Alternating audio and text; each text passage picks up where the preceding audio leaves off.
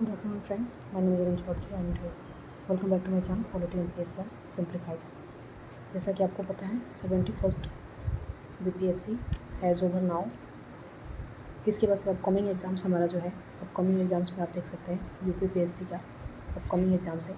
आप में से बहुत लोगों ने UPPSC के लिए फॉर्म भरा होगा, जिसके लिए अब मिनिमम टाइम जो है और मैक्सिमम टाइम में बोलेंगे 1 मंथ लगभग बचे हुए हैं, जिसमें कि हमें UPPSC के लिए प्रिपरेशंस करनी है। UPPSC की जब भी बात करें तो UPPSC में सबसे इंपॉर्टेंट जो पॉइंट्स होता है कि पॉलिटी से बहुत सारे क्वेश्चन पूछे जाते हैं।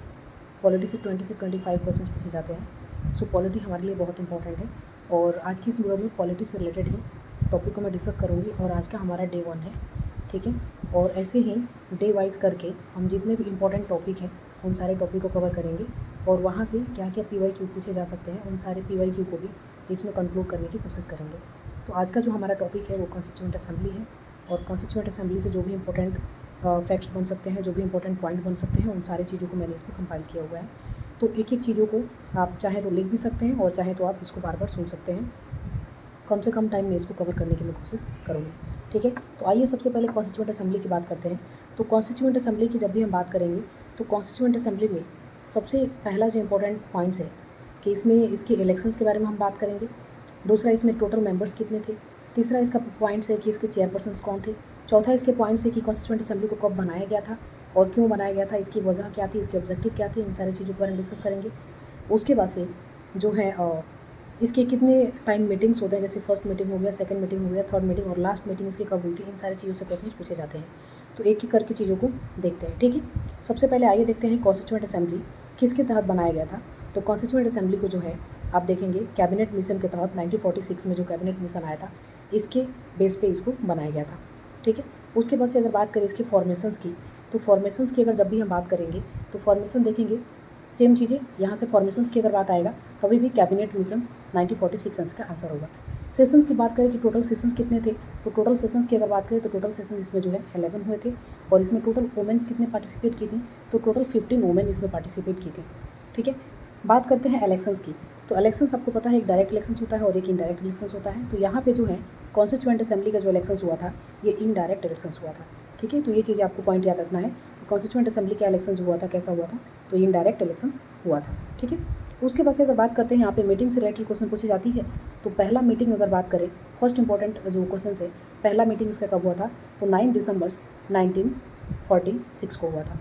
सेकेंड मीटिंग जो इसका हुआ था 11 दिसंबर 1946 को हुआ था और थर्ड मीटिंग इसका कब हुआ था, तो 13 दिसंबर 1946 को हुआ था। अब जब मैं आपसे बोल रही हूँ तो मैं यहाँ पे सारी चीज़ों को राइट डाउन भी कर रही हूँ, जो कि मैं लास्ट में आपको दिखाऊंगी, पेज पे मैं राइट डाउन कर रही हूँ सारी चीज़ों को, ठीक है। और उसके बाद से अगर लास्ट मीटिंग की अगर बात करें तो लास्ट मीटिंग इसका 24 जनवरी 1950 को हुआ था, ठीक है। तो ये चीज़ें इंपॉर्टेंट पॉइंट्स है। बात करते हैं चेयरपर्सन से रिलेटेड। तो चेयरपर्सन की अगर बात करें तो यहाँ पे देखेंगे कि टेम्पोरी जो चेयरमैन बनाए गए थे वो हैं सच्चिदानंद सिन्हा जी को बनाया गया था और परमानेंट चेयरमैन जो बने थे वो डॉक्टर राजेंद्र प्रसाद जी बने थे। तो यहाँ पे परमानेंट चेयरमैन की अगर रिगार्डिंग क्वेश्चन पूछा जाएगा आपसे तो डॉक्टर राजेंद्र प्रसाद जी को आप याद रखेंगे, यहाँ पे ये चीज़ें पूछा जाएगा।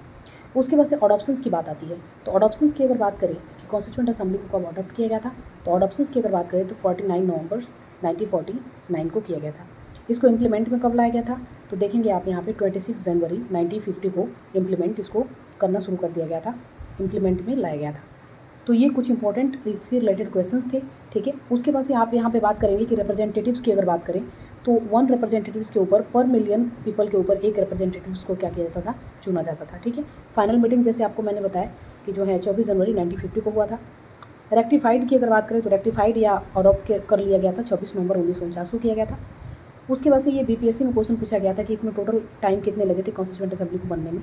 यहाँ पे तो देखेंगे यहाँ पे 2 साल यानी कि 2 ईयर्स 11 मंथ 18 डेज इसमें टाइम टोटल लगे थे, ठीक है। तो ये सारे इससे इंपॉर्टेंट क्वेश्चंस थे जो कि आप इसमें देख सकते हैं। लास्ट में मैं आपको पेपर दिखाती हूँ, जैसे जो भी चीज़ों को मैं राइट डाउन कर रही थी उन सारी चीज़ों को मैंने इस पेपर पर राइट डाउन किया हुआ है, ठीक है। आपको यहाँ पे ये चीज़ें सारी दिख जाएंगी, ठीक है।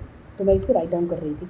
आप भी चाहें तो इसको जैसे मैं बोल रही हूँ उसके साथ में आप नोट्स भी बना सकते हैं या फिर आप जो है M लक्ष्मीकांत के बुक से आप इसको रिवाइज़ कर सकते हैं या फिर लुसेंट के बुक से रिवाइज़ कर सकते हैं या फिर घटना चक्र से आप रिवाइज़ कर सकते हैं, तो ये पहला हमारा डे वन में हमने पहला टॉपिक देखा कॉन्स्टिट्यूएंट असेंबली। आई होप कि कॉन्स्टिट्यूएंट असेंबली से जो भी इंपॉर्टेंट फैक्ट्स थे, जो भी इंपॉर्टेंट पॉइंट्स थे, उन सारे पॉइंट्स को मैंने इसमें कवर कर दिए हैं। अगर कुछ पॉइंट्स इसमें छूट गए हैं तो आप मुझे कमेंट करके बता दीजिएगा, दोबारा मैं इसको ऐड कर दूँगी, या फिर वहाँ से जो भी नेक्स्ट वीडियो देखेंगे उसको वहाँ पर ऐड कर लेंगे। ठीक है, नेक्स्ट वीडियो में हम बात करेंगे जिसमें कि डे 2 में हम कवर करेंगे।